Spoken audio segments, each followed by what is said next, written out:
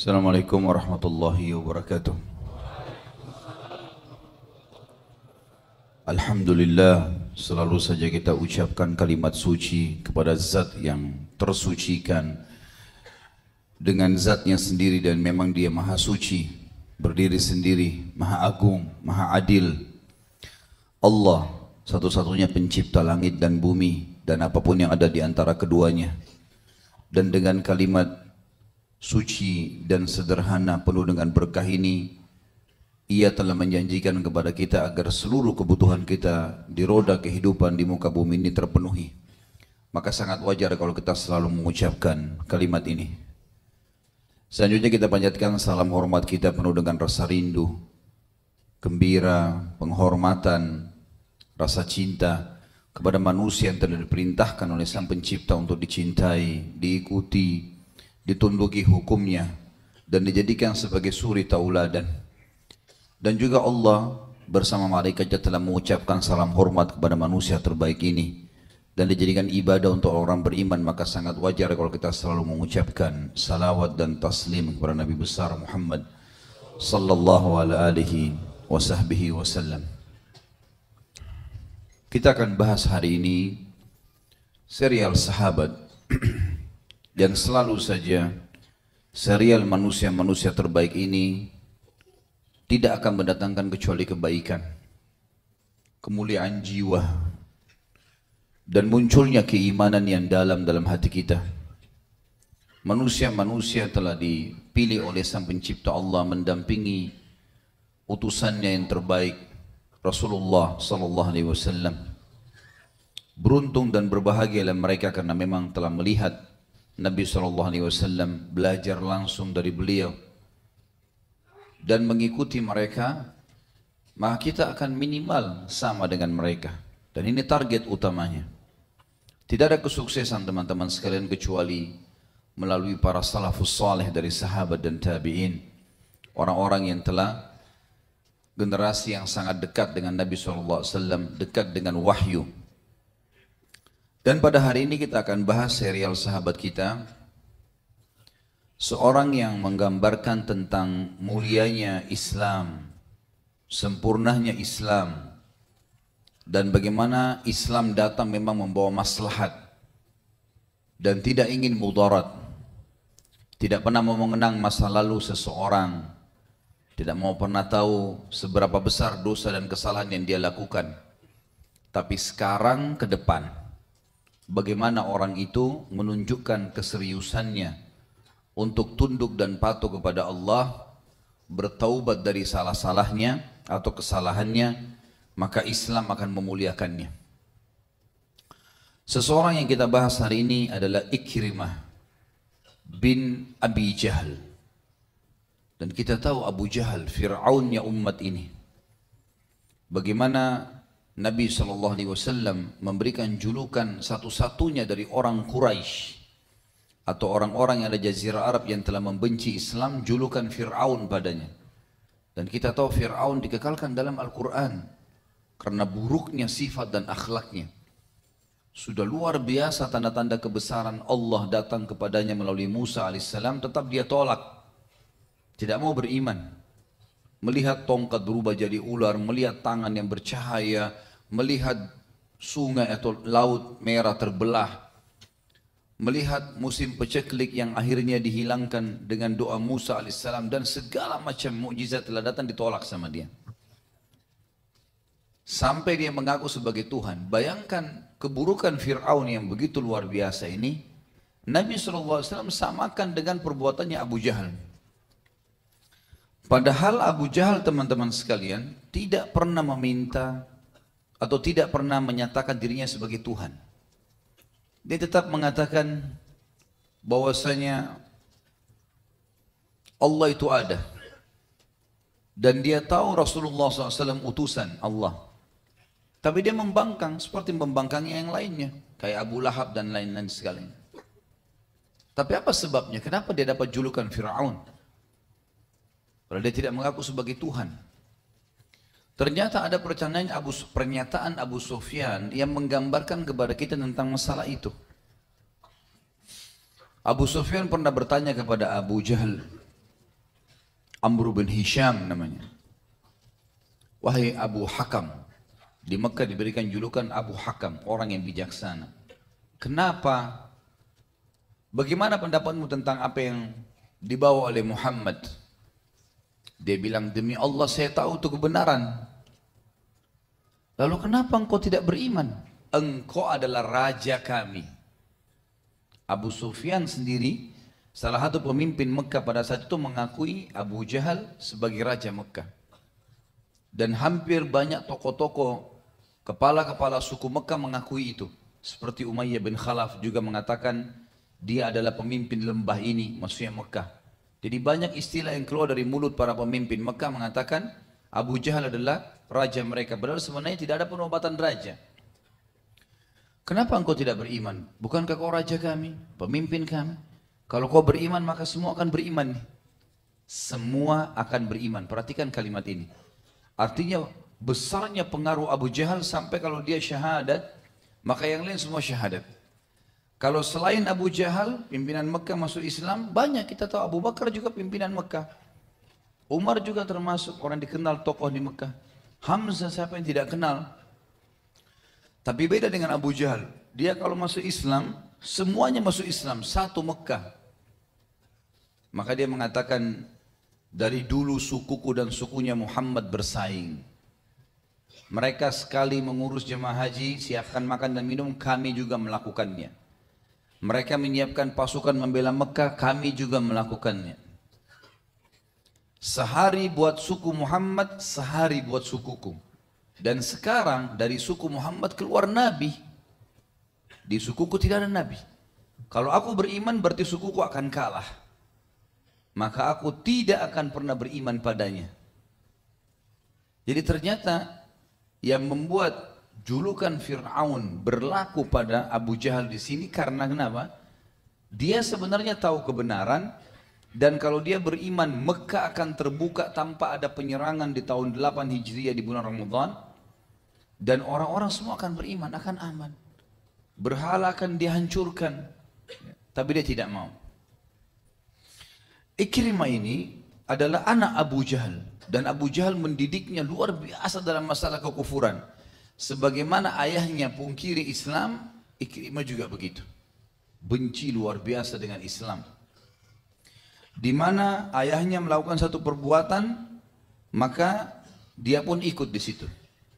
Ayahnya berbuat apa, dia di sebelahnya. Sampai di perang Badar, dia sempat ikut. Dan dia saksikan, ya, bagaimana ayahnya terbunuh. Juga di perang Uhud, Ikrimah hadir, memerangi muslimin. Di perang Khandaq atau perang Ahzab, waktu pasukan kafir Quraisy dan pasukan-pasukan Arab dan Yahudi yang berkoalisi untuk menyerang Madinah tidak mampu melewati parit, maka apa yang mereka lakukan? Mereka menunggu siapa di antara kesatria Quraisy yang bisa loncat di parit yang sangat lebar pada saat itu. Loncatlah 3 orang dari Quraisy, di antaranya Ikrimah. Saking bencinya dengan Islam sampai dia loncat ke sana dan menantang duel kaum muslimin. Walaupun dia tidak sempat duel karena Amr bin Wud sempat terbunuh di tangan Ali bin Abi Thalib radhiyallahu anhu ajma'in. Dan akhirnya Ikrimah melarikan diri. Pada saat pembebasan kota Mekah teman-teman sekalian, Mekah takluk di tangan muslimin. Nanti akan saya ceritakan sedikit historinya. Tapi Ikrimah nggak mau beriman, keluar dari Mekah, bentuk pasukan berusaha menghadang muslimin. Jadi kebencian demi kebencian yang tertanamkan dalam jiwa dia, yang ditanamkan oleh ayahnya Abu Jahal. Cukuplah dia teman-teman sekalian, cukuplah dia sebenarnya anaknya Abu Jahal. Plus lagi dia mengikuti orang-orang atau mengikuti langkah-langkah ayahnya untuk memerangi Islam. Dan saking Nabi SAW tidak ridhonya sama Abu Jahal, sampai-sampai waktu Ali bin Abi Thalib akan menikah atau ditawarkan untuk poligami menikah dengan anaknya Abu Jahal, Sementara Nabi SAW masih hidup. Fatimah juga masih ada. Poligami dalam Islam halal. Nabi SAW menolak, melarang Ali bin Abi Thalib berpoligami pada saat itu. Bukan larang poligaminya, tapi dengan anaknya Abu Jahal. Itu dijelaskan waktu Nabi SAW naik di atas mimbar lalu mengatakan, saya tidak melarang hukum Allah Islam poligami. Boleh, tapi tidak akan pernah bersatu antara anaknya musuh Nabi, musuh Allah, dengan anaknya Nabi Allah. Pada saat itu, karena luar biasanya Abu Jahal ini pengaruhnya dalam merusak Islam. Gitu. Nabi SAW atau Ikrimah teman-teman sekalian, selain dia anaknya Abu Jahal dan mengikuti semua program-program Abu Jahal yang mendapatkan gelar Fir'aun umat ini, dia juga termasuk orang yang memusuhi Nabi SAW 20 tahun. Dia juga termasuk orang yang menyiksa muslimin di Mekah bersama dengan ayahnya. Dia hadir di Badr, kemudian Uhud, Khandak, dan pembebasan kota Mekah. Semua ini dihadiri untuk memerangi muslimin.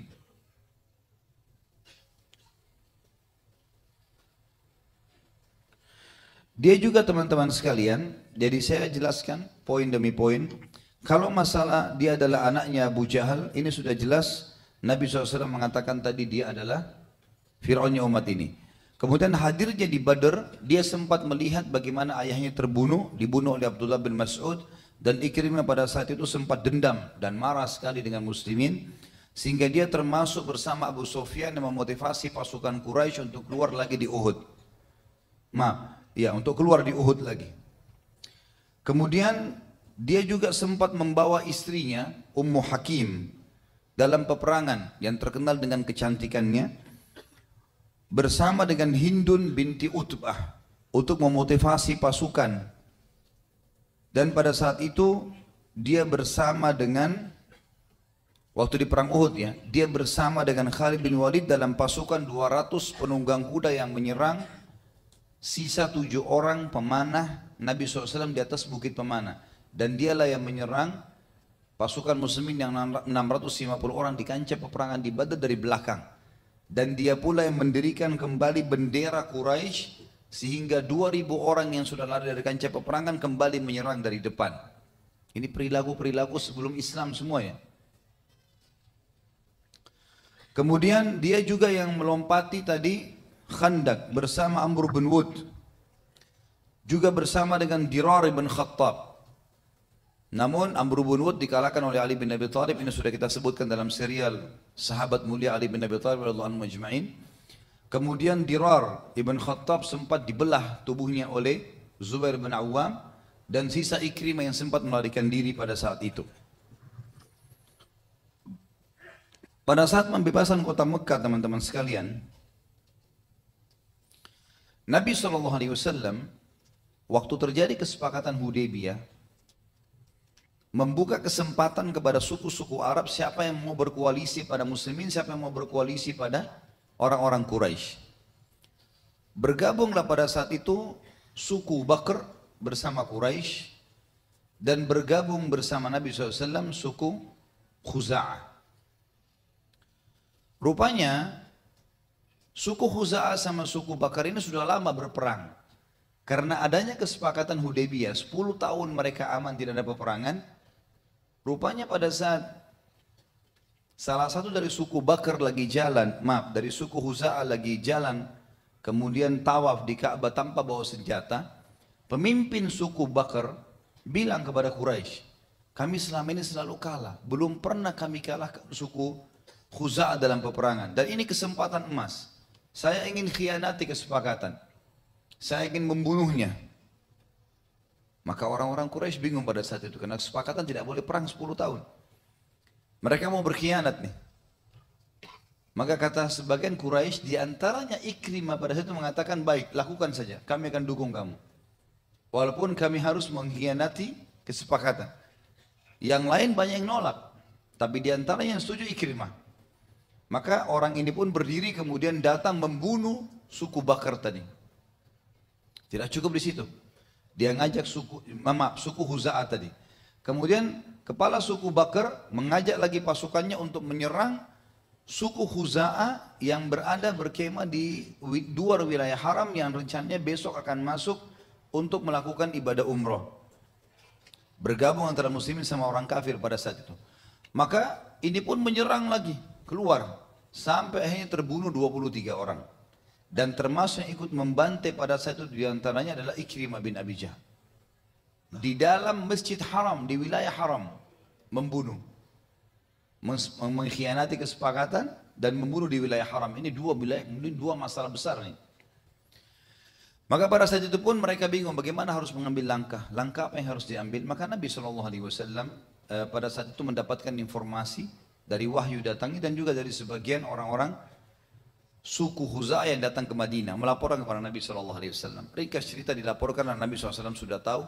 Lalu orang-orang Quraisy bermusyawarah bagaimana caranya sekarang, apa jalan keluarnya.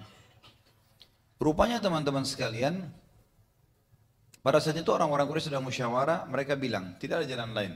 Abu Sufyan bilang kecuali kita ke Madinah perbaharui akad lagi dengan Muhammad supaya aman.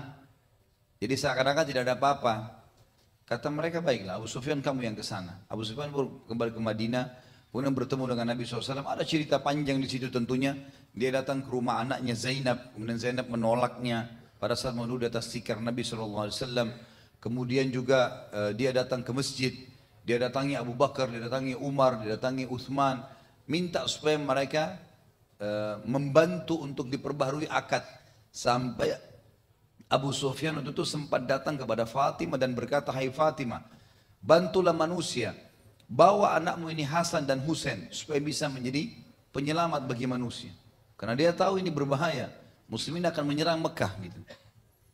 Ternyata tidak ada jalan lain. Lalu kemudian dia datang ke masjid lalu mengatakan, hai Muhammad, saya datang jauh-jauh untuk memperbaharui akad. Padahal Nabi SAW sudah tahu ada pengkhianatan. Kata Nabi, kenapa? Kalian buat sesuatu, buat masalah. Abu Sufyan bohong, dia bilang enggak. Kita enggak buat apa-apa kok. Enggak ada masalah, gitu kan. Padahal sudah pengkhianatan, sudah pembunuhan di Mekah. Lalu kata Nabi SAW, kami di atas akad. Kalian pungkiri, khianati kami perang. Kalau enggak ya sudah, tetap aja. Enggak ada pembaharuan, tunggu 10 tahun. Gitu kan. Ternyata Abu Sufyan pun akhirnya pulang ke Mekah dan pada saat itu Nabi SAW menyiapkan pasukan untuk menyerang Mekah. Dan saking rahasianya peperangan tersebut sampai baginda Nabi SAW tidak menyampaikan kecuali kepada para istrinya saja. Yang lain sahabat tidak tahu. Mau kemana arah pasukan? Jihad, perang, baik. Semua muslimin kumpul pada saat itu. Mengejar fadilahnya. Tapi tidak ada yang tahu untuk apa jihadnya mau kemana, mau serang siapa. Abu Bakar pun tidak tahu. Sampai dalam riwayat Bukhari dikatakan Abu Bakar datang radhiyallahu anhu kepada Aisyah, anaknya sendiri, istri Nabi SAW. Wahai Aisyah, apakah Rasulullah mau berperang?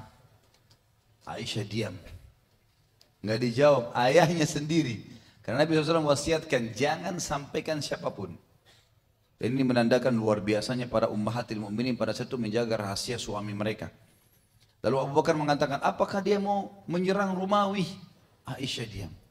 Apakah dia mau menyerang Persia? Ya, Aisyah diam.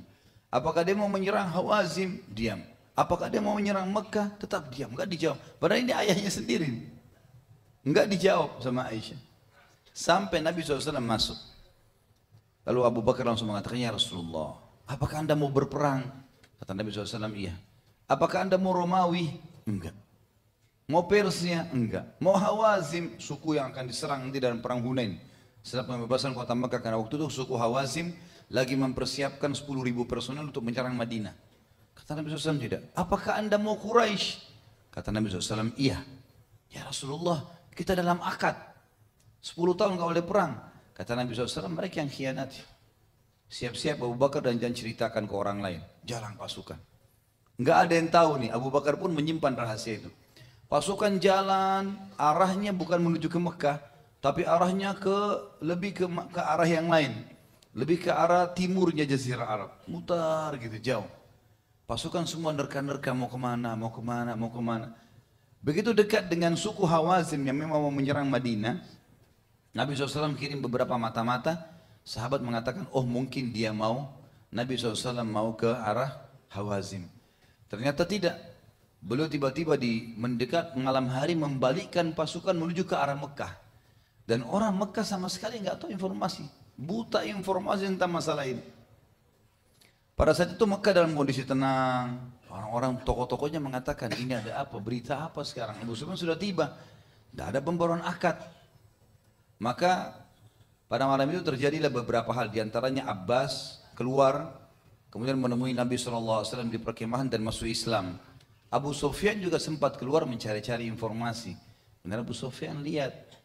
Ada dari kejauhan, banyak sekali api unggun, kemah-kemah, kuda, pasukan besar. Maka dia mengatakan, siapakah kira-kira ini? Gitu. Dia terus mendekat sampai akhirnya dia mengetahui kalau itu muslimin. Dan dia kaget. Karena pasukan sangat besar pada saat itu. Ringkas cerita teman-teman sekalian, Abbas lalu mengatakan, hai Abu Sufyan, ini Rasulullah. Saya sudah masuk Islam. Pasukannya 10.000 orang dari Madinah. Di depan pintu gerbangnya Mekah. Kamu belum ada persiapan. Menyerah masuk Islam. Ini kebenaran. Kalau enggak percuma, Mekah akan habis nih. Kata Abu Sufyan, bagaimana caranya? Kalau saya masuk sekarang ke situ mau mengucapkan syahadat, mungkin saya dibunuh oleh pasukan muslimin. Kata Abbas, saya tolong kamu. Abbas kebetulan lagi naik untanya Nabi. Naiklah di punggungnya unta ini, saya akan bawa. Ini unta Rasulullah, tidak mungkin ada yang ganggu kamu. Dan saya bersamamu, saya pamannya. Orang-orang muslimin di pasukan sudah tahu kalau Abbas masuk Islam. Waktu lagi jalan menuju ke kemah Nabi, yang jaga malam Umar bin Khattab. Umar begitu lihat dari jauh ragu-ragu. Untanya Nabi benar, Abbas benar, tapi di belakangnya siapa ini? Begitu Umar lihat Abu Sufyan, teriak Umar. Abu Sufyan, kepalanya orang kafir. Enggak bakal bisa hidup kamu. Umar bin Khattab orangnya tinggi besar. Kuda yang dinaiki oleh Umar agak kecil waktu itu. Maka kudanya Umar lambat larinya, untanya Nabi juga karena Abbas sama Abu Sufyan dua-duanya gemuk. Berat juga unta itu. Maka dua-duanya berlomba menuju ke kemah Nabi. Siapa lebih dulu sampai? Umar sudah hanusin pedang. Ini kepalanya Abu Sufyan harus melayang ini. Pas tiba di kemah, subhanallah, untanya Nabi lebih dulu sampai. Beberapa langkah. Masuk kemah, begitu masuk kemah Umar juga masuk. Abbas bilang, ya Rasulullah, Abu Sufyan datang mau masuk Islam. Umar mengatakan, ya Rasulullah, kepala kekufuran. Datang menyerahkan dirinya sendiri. Tunggu apa lagi ya Rasulullah? Perintahkan, saya tebas nih. Kata Nabi SAW, biarkan hai Umar. Bagaimana ceritanya? Maka Abu Sufyan bilang, ya kami datang untuk menyerahkan Mekah. Entah saya tidak tahu kenapa seperti ini. Tapi rupanya Abu Sufyan masih ragu pada saat itu. Ini benar gak jumlahnya muslimin? Betul gak kuat gitu lah. Tapi dia ketakutan, dia mau keluar saja dari kemah gitu kan. Maka dia bilang, baiklah saya akan syahadat Abu Sufyan. Tapi waktu itu dikatakan masih dalam kondisi hanya karena ketakutan, belum tahu. Nabi SAW tahu itu. Nabi bilang sama Abbas, tahan Abu Sufyan malam ini nginap di kemahmu. Biarkan dia pergi besok pagi masuk ke Mekah. Baiklah. Besok pagi habis sholat subuh, Nabi SAW suruh pasukan 10.000 itu dibagi 500 orang mengelilingi bukit. Diperlihatkan kepada Abu Sufyan sambil Nabi ngobrol sama dia, bagaimana pendapat tentang Islam, bagaimana begini, sambil pasukan lewat. Tunjukkan keterampilannya, mutar gunung, datang lagi yang satu, terus begitu. 10.000 orang.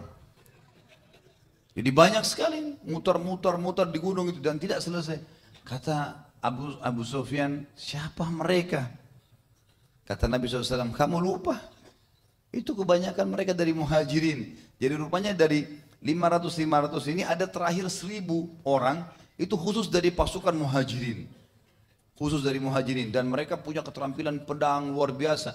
Ditunjukkan di depan Abu Sufyan. Siapa mereka? Kena matanya aja yang kelihatan. Kata Nabi SAW, Ali bin Abi Thalib, Uthman bin Affan, Abu Bakar, ini semua orang-orang dari Mekah semua ini. Siapa yang bisa melawan ini? 10.000 hancur Mekah ini. Gitu kan. Kata Nabi SAW, izinkan sekarang dia pulang. Pulang Abu Sufyan, lari-lari masuk ke Mekah. Apa beritanya? Percuma, nggak bisa kita menang. Menyerah diri saja. Hindun waktu itu istrinya sempat marah, gitu kan? Hindun ini benci sekali sama Islam. Nanti juga masuk Islam dia.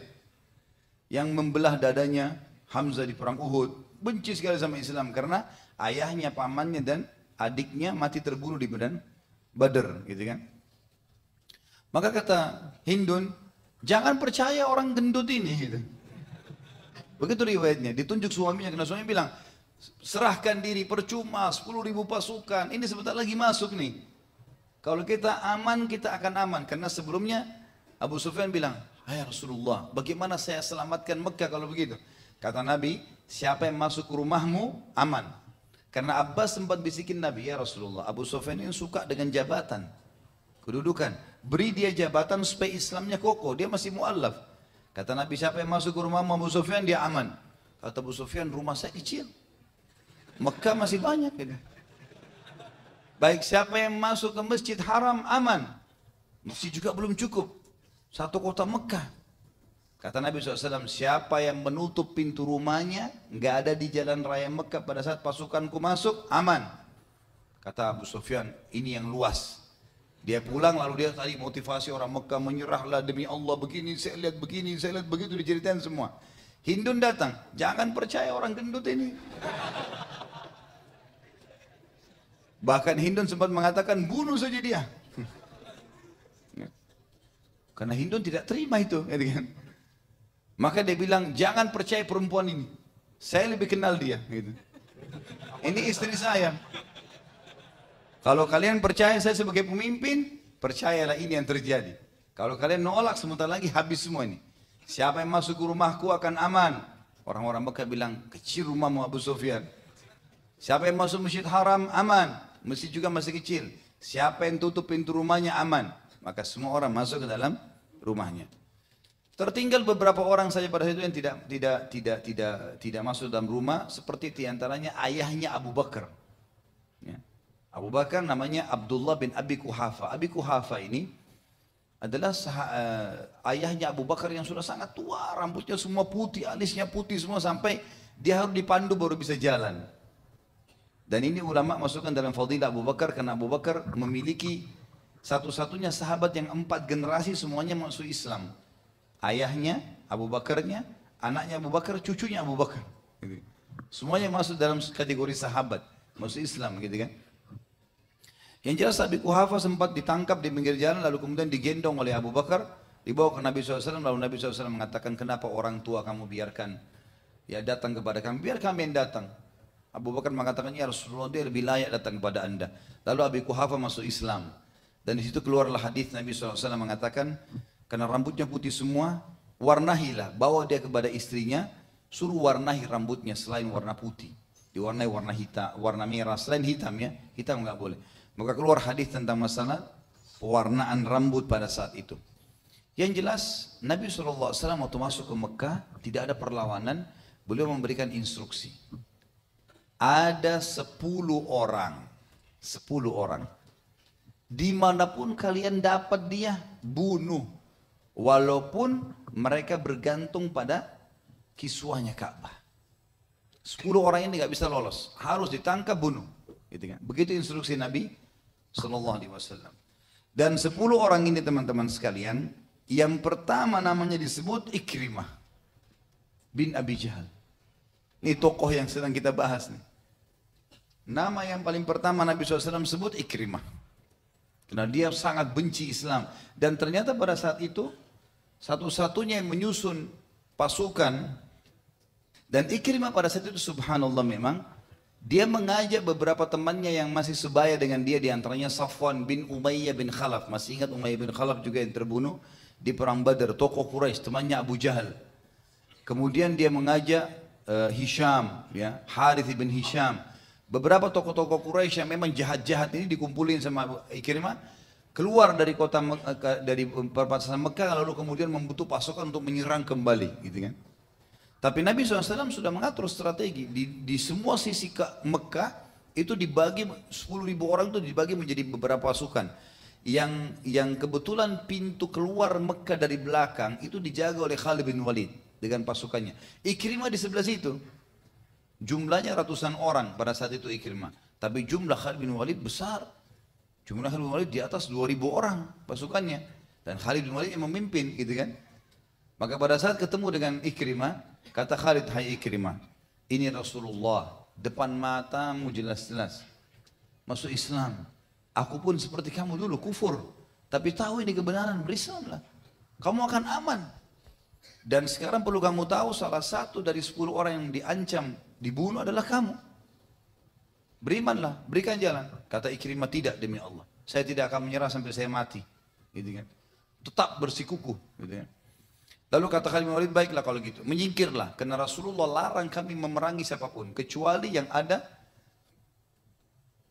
di jalan-jalan Mekah yang ketangkap diserahkan ke Nabi. Dan ada 10 orang yang kami disuruh bunuh, termasuk kamu. Tapi kami disuruh bunuh kamu di dalam Mekah. Kalau kamu di luar Mekah sekarang ini, kami nggak bisa. Minggirlah, kasih jalan. Dia bilang tidak. Kalau kalian mau masuk Mekah, pedang dulu. Khalid bin Walid tidak dapat jalan lain kecuali berperang. Akhirnya diseranglah pasukan Ikrimah dan terbunuh kurang lebih 23 orang, dan Ikrimah sempat melarikan diri pada saat itu ke arah kota Jeddah, gitu kan? Yang jelas dia sempat melarikan diri. Nanti kita kembali ke kisahnya. Orang yang kedua yang disuruh bunuh oleh Nabi SAW adalah Abdullah bin Khattal. Ini pernah murtad, ya, masuk Islam lalu murtad. Kemudian orang ini sempat terbunuh depan Ka'bah, dibunuh oleh Zubair bin Awam. Kemudian ada Wahsy bin Harb yang membunuh Hamzah. Ini juga disuruh bunuh oleh Nabi SAW walaupun bergantung di kiswah Ka'bah. Tapi Wahsy sempat atau tahu namanya masuk dalam 10 orang ini, tiba-tiba langsung mendatangi Nabi SAW. Lalu dia masuk Islam, minta maaf. Dan Nabi SAW maafkan. Nabi SAW maafkan. Kemudian ada yang keempat, Mikyas bin Subabah. Mikyas bin Subabah ini dia pernah dusta masuk Islam. Dia pura-pura masuk Islam karena ada saudaranya dia, adiknya masuk Islam dan terbunuh pada saat perang Uhud, terbunuh salah. Ada anak panah muslimin yang kena, dan orang kalau membunuh salah orang muslim, dia harus bayar dia dendahnya. Waktu itu kurang lebih 10 ekor unta. Ya. Maka dia pura-pura masuk Islam, lalu dia mengatakan, ya Rasulullah, adik saya terbunuh, saya mau minta diyahnya. Maka Nabi mintakan dianya dari keluarga orang yang membunuh tadi, yang tidak sengaja anak panahnya kena. Sudah ambil 10 unta, dia pulang ke Mekah, kemudian dia murtad.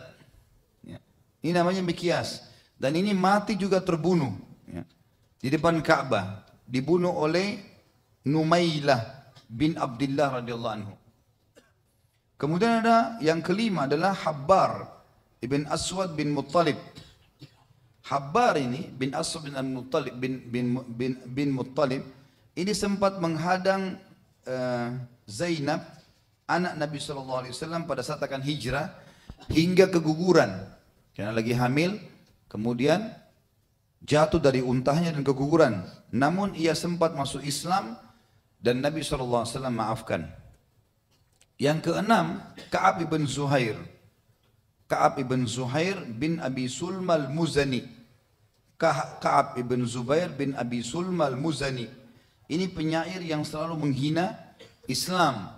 Kemudian dia datang dan minta maaf lalu kemudian masuk Islam. Jadi dari 10 orang ini cuma 3 yang terbunuh ya. 7-nya selamat karena mereka minta maaf dan masuk Islam. Kemudian yang yang ketujuh, yang keenam kali kan Ka'ab. Ka'ab belum ya? Sudah. Ikrimah bin Abi Jahal, Abdullah bin Khattal, Wahsy bin Harb, Mikyas bin Subabah, kemudian Habbar bin Aswad bin Muttalib, kemudian Ka'ab bin Zuhair. Ya. Penyair yang menghina Nabi SAW atau Islam kemudian masuk Islam. Kemudian yang ketujuh, Abdullah bin Sa'ad bin Abi Sarh. Ini agak unik ceritanya nih. Abdullah bin Sa'ad bin Sa'ad bin Abi Sarh ini, dia adalah saudara susunya Utsman bin Affan.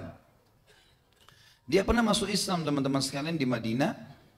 Setelah masuk Islam karena dia pintar nulis, maka dia disuruh nulis wahyu oleh Nabi SAW.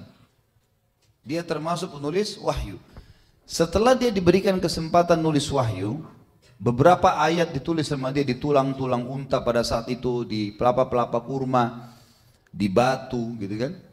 Kemudian dia kembali ke Mekah, izin sama Nabi SAW dengan alasan mau kunjungi keluarganya. Ternyata dia sampai Mekah, dia iklankan dia murtad.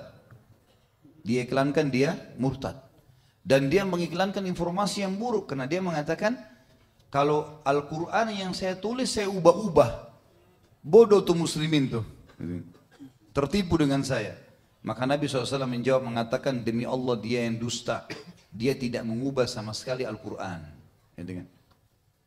Nah ini karena dia ubah Al-Quran, maka Nabi SAW suruh bunuh dia. Ini saudara sepupunya Nabi.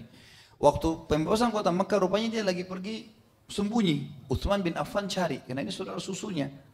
Sampai ketemu, kata Utsman, percuma kau lari. Kau masuk dalam 10 orang yang diperintah bunuh, saya enggak akan bunuh kamu, karena kau saudara susu saya. Sekarang ketemu Nabi minta maaf, ada beberapa orang minta maaf, dimaafkan. Masuk Islam. Dia bilang, baiklah, bagaimana caranya? Saya takut terbunuh di tengah jalan. Kata Utsman, pakai cadar, disuruh pakai cadar, suruh pakai imamah yang besar, kemudian masuk dalam kemah Nabi SAW. Kebetulan dalam kemah Nabi ada beberapa sahabat, dan salah satu ada sahabat yang sempat mengatakan, ya Rasulullah, kalau saya ketemu sama Abdullah, walaupun saya temui dia di kiswanya Ka'bah, saya akan penggal lehernya. Kata Nabi SAW, lakukan, karena memang ini orang boleh dibunuh kan? Ini orang boleh dibunuh. Waktu masuk dalam kemah, Utsman langsung bilang, tahu nanti bahaya nih, ya Rasulullah. Yang bercadar sebelah saya ini adalah Abdullah bin Sa'ad bin Abi Sarh. Saudara sepupu saya, yang pernah masuk Islam murtad. Terimalah Islamnya ya Rasulullah. Lalu Abdullah karena ketakutan, sodorkan tangannya. Minta sama Nabi SAW terima Islamnya. Nabi ternyata nggak mau terima tangannya. Nabi SAW tidak terima tangannya, Nabi diam. Ini saudara sepupunya Utsman bin Affan, gitu kan? Utsman yang bawa. Kata Utsman, ya Rasulullah, Abdullah sudah datang mau masuk Islam, terimalah. Bukan sifatnya Nabi nih, Nabi biasanya pasti langsung menerima, gembira gitu kan. Dia ulurkan lagi tangannya, Nabi tolak lagi yang kedua kali. Enggak sama sekali Nabi salaman sama dia. Orang semua bingung, apa yang harus dilakukan, kenapa Nabi begini. Mereka juga tidak ada yang berpikir untuk ambil inisiatif apa gitu kan. Yang ketiga kali Utsman mengatakan, ya Rasulullah, Abdullah sudah datang mau bertaubat, terimalah. Tolong terima gitu. Abdullah ulurkan lagi tangannya mau salaman sama Nabi, mau minta syahadat. Nabi enggak terima. Nabi tetap diam aja. Nabi enggak kasih tangannya. Akhirnya yang keempat kali Utsman mengatakan, ya Rasulullah, terimalah demi saya. Maka Nabi SAW waktu Abdullah ulurkan tangannya, pegang syahadat. Waktu keluar Utsman sama Abdullah, kata Nabi SAW, bukankah di sisi kalian ini ada orang-orang yang berakal? Masa kalian tidak lihat tadi saya tolak sampai 3 kali dia syahadat. Mestinya satu orang berdiri bunuh dia. Karena orang ini harusnya dibunuh. Maka Nabi menghadap ke seorang sahabat yang tadi sempat bersumpah, ya demi Allah ya Rasulullah, kalau saya ketemu Abdullah di kiswah bergantung saya bunuh, saya penggal lehernya. Kata Nabi, kau kan sudah janji mau bunuh gitu. Kata dia, Rasulullah, saya enggak mengerti. Coba Anda memberikan saya isyarat mata saja, saya langsung penggal ya Rasulullah. Tapi sekarang sudah syahadat, sudah enggak bisa. Kata Nabi, tidak layak Nabi memberikan isyarat mata untuk membunuh. Bunuh-bunuh, jelas bahasanya Nabi. Enggak gitu kan. Tapi sudah masuk Islam. Ini kisah berhubungan dengan Abdullah, bagaimana dia selamat gitu. Kemudian selanjutnya yang ke-8, Safwan bin Umayyah bin Khalaf. Safwan ini anaknya Umayyah bin Khalaf yang memang membenci Islam juga, mati terbunuh di perang Badar ayahnya. Dan dia bersama Ikrimah membentuk pasukan untuk menyerang dari luar Mekah, gitu kan. Tapi ini akhirnya istrinya yang masuk Islam duluan, lalu kemudian melobi Nabi SAW untuk bisa memaafkan dan memberikan keamanan untuk Safwan, dan akhirnya diterima oleh Nabi SAW. Yang ke-9, Hindun binti Utbah. Hindun binti Utbah ini istrinya Abu Sufyan, gitu kan? Yang tadi suruh bunuh Abu Sufyan ya. Maka Hindun ini Nabi SAW masukkan satu-satunya perempuan yang boleh dibunuh. Ya. Yang lain 9 orang ini semua laki-laki. Karena ini pembenci Islam, dia bisa menjadi motivator besar untuk menyerang Islam. Gitu. Waktu Nabi SAW kumpulkan orang-orang Quraisy setelah pembebasan kota Mekah, Nabi SAW sempat waktu sholat suruh Bilal azan di atas Ka'bah, kemudian sholat, kemudian kumpulin Quraisy di bawah gunung Safa, lalu Nabi khutbah pada mereka, salat tahmid dan salawat segala macam, lalu Nabi SAW mengatakan, hari ini tidak lagi penyembahan kesyirikan di Mekah. Hari ini tidak ada riba. Dan semua tradisi jahiliyah di bawah kaki saya. Kata Nabi SAW. Tidak ada lagi. Habis semua. Berhala-berhala ini akan dihancurkan segala macam gitu. Lalu Nabi SAW ringkas cerita tentunya mengatakan kecuali, kena riwayat ini panjang, kecuali pengurusan jemaah haji dan pengurusan Ka'bah, Masjid Haram. Itu tetap berlaku dalam Islam. Kemudian Nabi SAW membaiat para wanita-wanita, kumpulin semua wanita Quraisy, karena harus berbaiat kepada saya. Setelah syahadat, mereka baiat, tidak boleh zina, tidak boleh membunuh anak mereka. Ya. Kemudian mereka tidak boleh buat syirik dulu, tidak boleh berzina, tidak boleh membunuh anak mereka karena miskin. Rupanya waktu perempuan-perempuan ini berbondong-bondong masuk, Hindun menyelinap masuk di situ. Hindun kan disuruh bunuh. Maka dia menyelinap dan mereka pakai cadar, nggak ketahuan. Maka waktu Nabi SAW mengatakan, kalian harus membaiat, tidak boleh buat syirik. Rupanya Hindun nyeletuk di tengah-tengah saf perempuan nih, ngomong. Dia mengatakan, ya Rasulullah, belum syahadat dia ini. Ya Rasulullah, gitu kan. Kalau seandainya Tuhan-Tuhan kami berguna buat kami, maka pastilah akan bisa menolong kami hari ini. Karena sebelum kejadian bayat ini, Nabi SAW keliling Ka'bah, tawaf, ada 370 sekian berhala, 360, itu Nabi pecahin semua. Dan Nabi SAW jalan dengan tongkat. Belum Nabi sentuh, berhalanya jatuh, pecah. Pecah semua, hancur, dan hancurnya jadi batu-batu kecil. Sampai Nabi tinggalkan Hubal, patung yang paling besar. Diikat dengan rantai-rantai yang besar, patungnya besar. Nabi SAW biarkan terakhir itu. Orang-orang Quraisy lihat Tuhannya sudah hancur semua. Terakhir Hubal. Nabi ambil tongkatnya lalu tusuk matanya sambil mengatakan, wa qul ja'al haqqu wa zahaqal batil, innal batila kana zahuka. Katakanlah hai Muhammad, bahwasanya kebenaran telah datang dan kebatilan akan luluh, hancur. Pasti akan hancur kebatilan itu. Lalu Nabi tusuk matanya, goyang patung Hubal, kiri kanan, kemudian jatuh jadi pecah. Gitu kan? Jadi hancur. Maka tidak ada lagi Tuhannya Quraisy, nggak ada lagi yang mereka bisa sembah mulai hari ini. Karena harus buat patung baru. Kalau ini sudah nggak bisa. Maka Hindun rupanya nyaut. Dan suaranya Nabi kenal di tengah-tengah perempuan. Ya Rasulullah, karena Nabi bilang, baiatnya jangan sembah berhala, jangan syirik. Dia bilang, ya Rasulullah, kalau seandainya Tuhan-Tuhan kami bermanfaat, tentu saja akan bermanfaat buat kami hari ini. Kata Nabi SAW, Hindun, ada tengah-tengah perempuan. Langsung dia bilang, asyhadu an la ilaha illallah wa anna Muhammad Rasulullah. Syahadat langsung. Dia tahu syahadat menyelamatkan ini. Maka Nabi SAW memaafkan. Ya. Nabi SAW memaafkan. Ini orang yang ke-9. Tapi dia masih mu'allaf, baru masuk Islam. Nabi bilang, yang kedua, tidak boleh berzina. Kata Hindun, ya Rasulullah, apakah ada wanita bebas berzina? Karena yang kumpul semua kebetulan bukan budak, istri-istri pemuka Quraisy. Tradisi mereka di Mekah, walaupun zina merajalela, tapi perempuan bebas mustahil zina. Aib bagi mereka gitu. Nabi SAW cuma senyum saja. Karena Hindun ini baru masuk Islam, sekarang jeletuk lagi.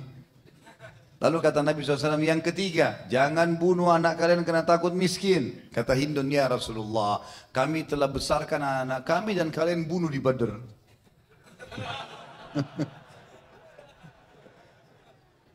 Nabi SAW senyum saja. Tidak dibantah gitu. Akhirnya Hindun berkata, ya Rasulullah, keluarlah sebuah hadis. Ya Rasulullah, Abu Sufyan orang yang pelit. Dia suka perhitungan, bahkan kadang-kadang tidak mau tahu saya makan dari mana. Nabi baru tahu tentang keadaan rumah tangga Abu Sufyan. Dulu dipikir toko Mekah gitu kan, setelah masuk Islam. Boleh nggak saya ambil sebagian hartanya ya Rasulullah? Sebagian hartanya saya boleh ambil nggak? Untuk kebutuhan saya, kata Nabi SAW, ambil secukupnya. Dan jangan lebih. Kalau lebih kau zalim. Kebutuhanmu saja. Kalau betul-betul dia tidak kasih. Ya. Yang ke-10 adalah Huwairith bin Nuqaiz. Huwairith bin Nuqaiz ini dia pernah mencelakakan untanya Abbas. Dan pada saat itu di atas unta ada Fatimah dan Ummu Kalthum, anak Nabi SAW. Dan ini juga yang terbunuh. Ini yang orang ketiga yang terbunuh. Dari tadi yang terbunuh Abdullah bin Khattal. Ini adalah tadi yang murtad kemudian dibunuh dekat Ka'bah oleh Zubair bin Awam. Ada Mikyas bin Subabah. Ini akhirnya dibunuh oleh Numailah bin Abdullah. Ini tadinya dia yang pura-pura mengambil dia saudaranya yang terbunuh. Kemudian yang ketiga Huwairith bin Nuqaiz, ini yang mencelakakan unta Abbas yang di atasnya ada dua anak Nabi SAW, Fatimah dan Ummu Kalthum. Dan dia dibunuh oleh Ali bin Abi Thalib radhiyallahu anhum ajma'in. Baik, kembali kepada Ikrimah. Ikrimah akhirnya teman-teman sekalian melarikan diri pada saat itu menuju ke negeri, ke Jeddah. Kemudian dia keluar dari Jeddah naik kapal, entah mau kemana, dia belum tahu arahnya, gitu kan. Yang jelas dia mau melarikan diri. Ummu Hakim, istrinya Ikrimah, kita mulai sekarang pindah transisi dari masa masalahnya dia, ya, sebelum masuk Islam, dan sampai nanti kita akan bahas bagaimana setelah dia masuk Islam, ya, setelah dia masuk Islam. Pada saat itu teman-teman sekalian, Ikrimah naik di atas kapal, kemudian dia melihat satu kejadian. Di kapal pada saat itu tergoncang dengan sangat kuat dengan ombak yang besar. Dan kebetulan di atas kapal semua Abu Ikrimah kenal. Kalau ini penyembah berhala semua ini. Penyembah berhala semuanya. Tidak ada satupun orang yang muslimin yang sudah tahu masalah itu, gitu. Maka yang terjadi teman-teman sekalian, Ikrimah melihat semuanya pada saat ombak menghantam dengan keras dan mau tenggelam kapal, semuanya mengatakan, ya Allah selamatkan kami. Enggak ada satupun yang manggil berhalanya gitu. Maka Ikrimah berkata, tentu yang akan menyelamatkan di lautan, dia akan selamatkan di daratan. Berarti yang Muhammad panggil benar ini, gitu kan. Mulai sedikit tersentuh dengan keislaman pada saat itu. Ini awal tersentuhnya dengan masalah Islam. Ummu Hakim, istrinya, masuk Islam bersama dengan Hindun dan teman-teman yang lain dan ikut dalam baiat tadi wanita-wanita. Lalu Ummu Hakim mengatakan, ya Rasulullah, kalau anda mengizinkan Ikrimah untuk saya bawa masuk Islam, berikan dia keamanan, saya akan bawa ya Rasulullah. Apakah anda terima? Kata Nabi SAW, tentu saja. Kalau dia tak masuk Islam silahkan. Tapi bukankah dia orang yang lari dari Allah dan Rasulnya? Gitu kan. Kata Ummu Hakim, ya Rasulullah, izinkan saya akan pergi. Maka Nabi SAW mengatakan, iya, silakan. Ummu Hakim pun keluar dari Mekah menuju ke Jeddah, tanya sana sini tentang suaminya sampai diketahui naik kapal gitu. Dan ternyata kapal itu dengan hikmah Allah di tengah lautan dihantam ombak besar, karena ketakutan melanjutkan perjalanan kembali lagi ke Jeddah. Pas Ummu Hakim tiba di pelabuhan, Ikrimah turun dari kapal. Maka Ummu Hakim mengatakan, wahai Ikrimah, aku telah datang dari sisi Rasulullah SAW. Jelas-jelas utusan Allah. Kamu tahu dia utusan Allah. Cukuplah ayahmu telah berbuat kesalahan. Jangan sampai kamu mengulanginya dalam keadaan kufur. Dan aku sudah masuk Islam. Dia sangat penyayang. Dia sangat baik. Dia memaafkan banyak orang. Dia sudah memaafkan si fulan, si fulan, si fulan, si fulan. Di Mekah nggak ada korban, semuanya aman nih. Kembalilah. Kata Ikrimah, apa kau dapat jaminan? Dia bilang iya. Maka akhirnya mereka berdua pulang. Dalam perjalanan menuju ke Mekah teman-teman sekalian, ternyata Ikrimah sebagai seorang suami, dia ingin mendekati Ummu Hakim istrinya, mau menggaulinya. Lalu Ummu Hakim mengucapkan kalimat yang akhirnya makin menyentuh Ikrimah untuk masuk Islam gitu. Dia mengatakan, wahai Ikrimah, bukankah kamu ya dalam keadaan kafir dan aku seorang muslimah, dan aku telah mendengarkan dari Rasulullah SAW seorang muslimah haram disentuh oleh seorang yang kafir karena engkau masih najis, engkau masih dalam keadaan najis. Maka berkata Ikrimah, apakah betul begitu hukum? Dia mengatakan iya. Dan saya tidak akan pernah mau disentuh sampai kau sudah masuk Islam. Dan masuk Islam pun syaratnya harus di hadapan Nabi SAW. Nggak boleh di saya. Depan saya nggak mau. Di sana. Maka Ikrimah mulai merenungi kejadian tersebut. Sampai akhirnya dia tiba di Mekah. Lalu waktu saat bertemu dengan Nabi SAW dia mengatakan kalimat, wahai Muhammad, terhadap apakah engkau memanggilku? Maka kata Nabi SAW, aku memanggilmu untuk mengucapkan 2 kalimat syahadat. Lalu engkau mendirikan salat, lalu engkau menunaikan zakat, lalu engkau berpuasa Ramadan dan engkau mengerjakan haji bila engkau mampu. Maka pada saat itu Ikrimah mengatakan engkau tidak memanggil kecuali kebaikan. Kemudian Ikrimah pun mengucapkan 2 kalimat syahadat. Dan Nabi SAW gembira dengan hal tersebut lalu berkata, sesungguhnya Ikrimah bin Abi Jahal telah datang kepada kalian dalam keadaan beriman. Dan dia niat hijrah dari kekufurannya kepada keimanan. Maka janganlah kalian mencela ayahnya. Perhatikan kalimat ini teman-teman, ini akan jadi sebuah hukum nanti kita jelas dalam durus wal ibar, pelajaran-pelajaran kita. Kata Nabi SAW, jangan kalian celah ayahnya, karena mencela orang yang sudah mati dapat menyakitkan orang yang masih hidup, walaupun celaan itu tidak sampai kepada orang yang sudah mati. Maka Nabi SAW juga mengucapkan di depan para sahabat supaya jengkel mereka hilang kepada Ikrimah yang tadinya memang memerangi Islam. Selamat datang pengendara yang berhijrah. Ikrimah lalu bertanya, apakah anda memberikan aku jaminan ya Rasulullah? Kata Nabi SAW, iya. Ikrimah teman-teman sekalian, setelah masuk Islam, ada hal mendasar yang perlu kita ketahui. Dan subhanallah, ini sesuai dengan hadis Nabi SAW ya. Ada 3 orang yang akan merasakan kenikmatan iman. Salah satunya adalah orang yang merasakan kekufuran yang luar biasa, benci dengan Islam, kemudian dia masuk Islam dengan hidayah dari Allah. Orang seperti ini luar biasa Islamnya. Dia akan merasakan kenikmatan. Dan Ikrimah terbukti pada saat itu. Beberapa hari dia terus saja mendengarkan ayat-ayat Al-Quran. Dan pada saat itu Ikrimah selalu menangiskan air mata dan dia berkata, sungguh ini perkataan Tuhanku dan aku sudah melalaikannya.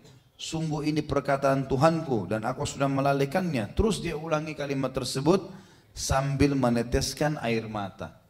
Dan Ikrimah teman-teman setelah masuk Islam, setiap kali bersumpah dia selalu mengatakan, tidak, demi zat Allah yang telah menyelamatkanku tidak terbunuh di perang Badar bersama ayahku. Dan sering juga dia ucapkan, sungguh aku akan membalas keburukan ayahku dalam Islam dengan kebaikan-kebaikan. Dia mengatakan, ya Rasulullah, apapun, berapapun aku pernah infakkan di masa kebodohanku dan kejahilianku dulu sebelum Islam, berapapun aku keluarkan, berapa dirham, berapa dinar, maka sekarang aku akan mengeluarkannya di jalan Allah sebagai tebusannya. Maka Nabi SAW pun bergembira dengan keputusan yang luar biasa dari Ikrimah tersebut. Teman-teman sekalian, Ikrimah ternyata memang membuktikan keislamannya.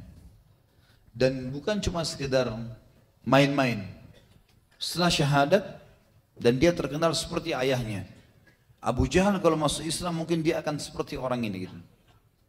Termasuk sebabnya Nabi SAW berdoa, ya Allah, kuatkanlah Islam dengan salah satu dari 2 Umar bin Khattab dan Amr bin Hisham, maksudnya Abu Jahal gitu ya. Karena kekuatan tekadnya. Kalau mereka berpegang pada satu hal, maka mereka akan berpegang walaupun salah, seperti Abu Jahal. Walaupun dia salah tetap bertahan sampai mati, gitu ya. Sayangnya dia ke situ arahnya. Maka kalau dapat hidayah ini luar biasa dan Ikrimah buktikan itu. Kata para ahli sejarah, Ikrimah ini adalah ciplakannya Abu Bakar, ciplakannya Abu Jahal. Maka dia berkata, ya Rasulullah, pertama sekali di depan para sahabat setelah syahadat, setelah dia mengucapkan berapapun yang aku pernah infakkan untuk memusuhimu ya Rasulullah sebelum Islam, aku akan keluarkan sekarang sejumlah itu semuanya untuk menebusnya.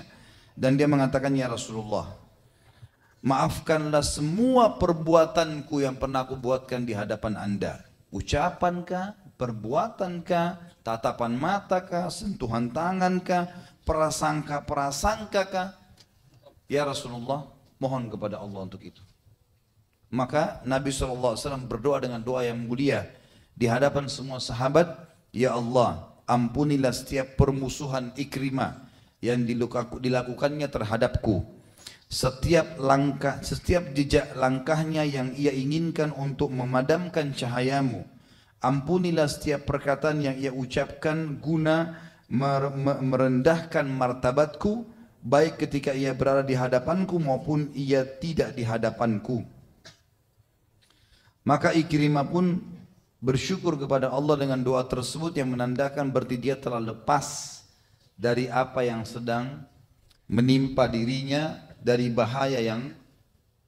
Ikrimah radhiyallahu anhu setelah masuk Islam, selain memang dia sering menangis kalau setiap lihat Al-Quran, dia angkat Al-Quran yang ada di pelapak kurma, ditaruh di dadahnya, ditaruh di mukanya sambil menangis di depan orang.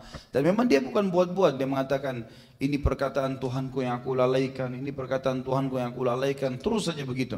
Dan kalau dia bersumpah, dia mengatakan, demi zat yang telah menyelamatkanku tidak terbunuh di perang Badar. Artinya dia betul-betul merasa kalau dia terbunuh bersama dengan ayahnya luar biasa ini. Gitu. Pada saat itu tidak akan masuk surga ini. Dan dia ternyata mengikuti semua peperangan yang tersisa dari peperangan Nabi SAW. Di antaranya perang Hunain. Ya. Kemudian semua peperangan yang dibentuk oleh Abu Bakar di zaman khilafahnya juga dia ikut. Dan puncaknya pada saat dia berperang di zaman Umar bin Khattab dan terbunuh menjadi syahid di perang Yarmuk. Umar bin Khattab radhiyallahu anhu membentuk pasukan yang besar pada tahun 15 Hijriah dipimpin oleh Abu Ubaidah bin Jarrah dan Khalid bin Walid menuju ke wilayah negeri Syam. Dan di sana di tahun 15 Hijriah terjadi perang Yarmuk melawan Romawi. Nanti kita kembali ke perang ini karena di sini kisah tokoh kita. Kemudian tahun 16 Hijriah Umar bin Khattab mengutus Sa'ad bin Abi Waqqas radhiyallahu anhu dengan tadi 12.000 pasukan ke negeri Syam, kemudian yang ke negeri Persia 30.000 orang. Dan juga berhasil memenangkan peperangan dikenal dengan perang Qadisiyah. Dan tahun 20 Hijriah Amr bin As ke negeri Mesir dan menembus Afrika. Yang jelas kita berbicara masalah perang Yarmuk. Perang Yarmuk ini perang yang sangat besar teman-teman sekalian. Khalid bin Walid pada saat itu masuk dalam pasukan bersama Ikrimah dan Al-Qa'qa' bin Amr atau bin Amir. Tiga sahabat ini terkenal sekali dengan keberaniannya dan kemahiran memainkan pedang. Khalid sempat meminta keduanya untuk mengawali peperangan, maka keduanya mulai bersyair dengan syair yang sangat luar biasa. Ikrimah bersama Al-Qa'qa' mengajak musuh untuk duel satu persatu melawan. Dan akhirnya berduellah beberapa orang dari Romawi bersama Ikrimah atau melawan Ikrimah dan Qa'qa'. Dan keduanya berhasil membunuh lawan-lawannya. Ikrimah berkata, aku telah memerangi Rasulullah SAW dalam beberapa kesempatan. Apakah hari ini aku akan berlari dari kalian? Siapa yang membeat untuk mati? Kata Ikrimah. Jadi setelah beberapa hari peperangan, duel menang, perang berkecamuk sengit, maka Ikrimah mengatakan kepada beberapa sahabat, saya dulu selalu memerangi Nabi SAW dan saya menyesal dengan itu. Sekarang saya mau membuktikan kalau saya tidak akan lari dari peperangan dan saya akan memenangkan peperangan itu saya mati syahid. Siapa yang mau berbaiat untuk mati? Artinya musuh menang, pasukan menang atau kalah kita nggak akan mundur. Ikrimah yang memimpin itu, radhiyallahu anhu. Maka berkatalah beberapa sahabat, kami akan ikut dan terkumpul pada saat itu 400 orang sahabat dan semuanya kesatria. Dan sempat yang mengikut dan ikut juga untuk membaiatnya adalah pamannya sendiri, saudaranya Abu Jahal. Juga ada yang masuk Islam di situ. Namanya Al-Harith bin Hisham. Kalau Abu Jahal kan Amr bin Hisham. Juga masuk Islam. Ya, setelah Ikrimah, dan Ikrimah mengajaknya. Juga ada yang ikut Dirar bin Azwar. Dan juga Dirar bin Azwar salah satu tokoh Quraisy yang membaiat juga untuk mati, berperang sampai mati bersama Ikrimah. Mereka sempat berjuang dengan sangat gigih dan berperang di depan markas Khalid bin Walid sehingga luka-luka menghentikan pertempuran mereka. Ikrimah sempat dibawa kepada Khalid dengan tubuh penuh dengan luka. Khalid meletakkan kepalanya di pahanya. Kemudian Khalid bin Walid menyandarkan kepala ya, pamannya Amr ya. Karena dua-duanya luka pada saat itu. Kemudian Khalid mengusap wajah mereka berdua dan meneteskan air ke tenggorokan keduanya. Pada saat itu pun akhirnya Ikrimah mati syahid. Tapi ada kisah di sini ya, yang berhubungan dengan masalah ini. Tentu kalau perang Yarmuk ini perang yang sangat panjang ceritanya ya. Perang sangat panjang. Tapi yang jelas kita masuk kepada inti bahasannya. Nabi SAW, Khalid bin Walid pada saat itu mengetahui kalau Ikrimah dan 400 orang yang sudah minta mati. Memang mereka tidak mau kembali. Jadi Khalid bin Walid sebagai pemimpin tidak sengaja, dengan sengaja memang tidak mengatakan mundurlah. Walaupun di malam hari mereka mau menyerang diizinkan saja. Biasanya harus instruksi pemimpin. Dan ternyata Ikrimah bersama dengan pamannya Amr terluka pada malam hari. Dan akhirnya Khalid bin Walid sampai tadi meletakkan di pahanya, kemudian meminumkan air dan sempat mati syahid. Riwayat yang lain menjelaskan ada 3 orang sahabat yang kehausan dan kisah masyhur tentang 3 orang ini, diantaranya Ikrimah. Ada seseorang sahabat yang bernama Abdullah mengatakan, saya lagi mencari sepupu saya untuk memberikan minum dan saya temukan dia berada di korban muslimin. Kemudian saya membawa jek airnya. Pada saat saya mau minumkan dan dia mengatakan air kehausan, maka dia mendengar, saya juga mendengar suara muslim yang lain di sebelahnya mengatakan air. Lalu dia berkata kepada saya, wahai sepupuku, berikanlah kepada saudara kita itu dulu. Kemudian saya pun membawa air ke sana.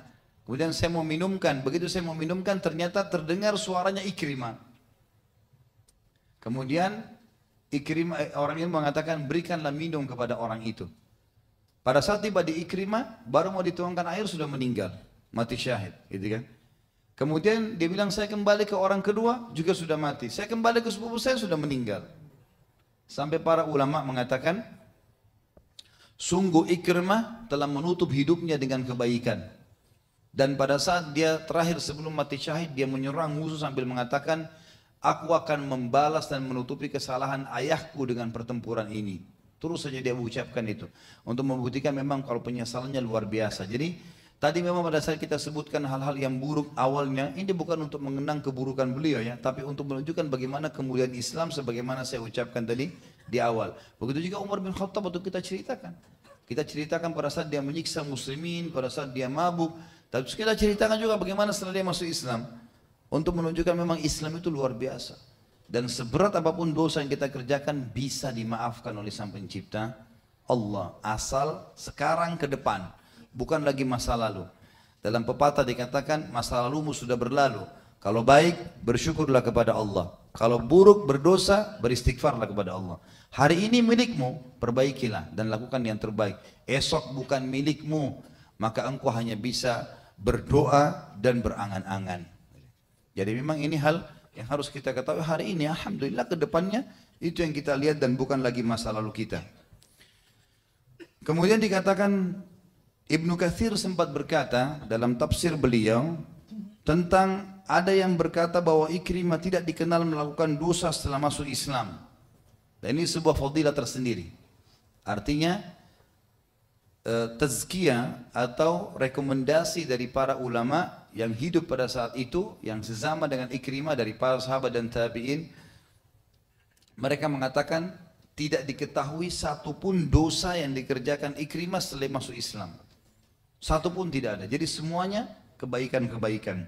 Imam Syafi'i rahimahullah berkata, Ikrimah berjuang dengan sangat baik setelah masuk Islam.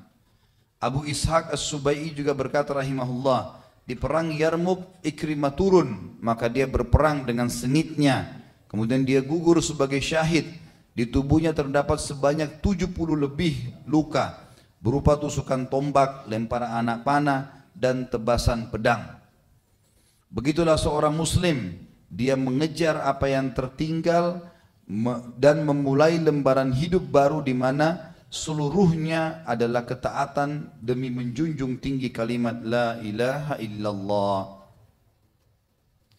Sekarang kita masuk teman-teman sekalian ke manaqibnya, keutamaannya Ikrimah. Seperti biasa kita akan masuk ke manaqib dan kita akan masuk ke durus wal ibar, pelajaran dan yang bisa diambil dari kejadian ini atau dari sahabat yang mulia ini. Yang pertama teman-teman sekalian,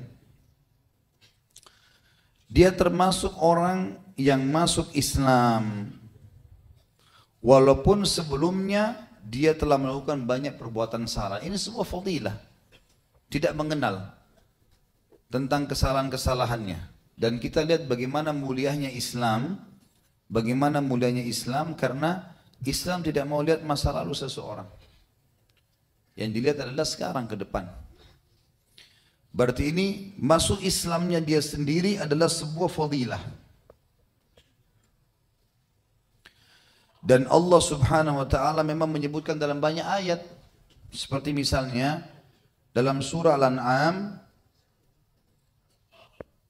surah nomor 6 ayat 125.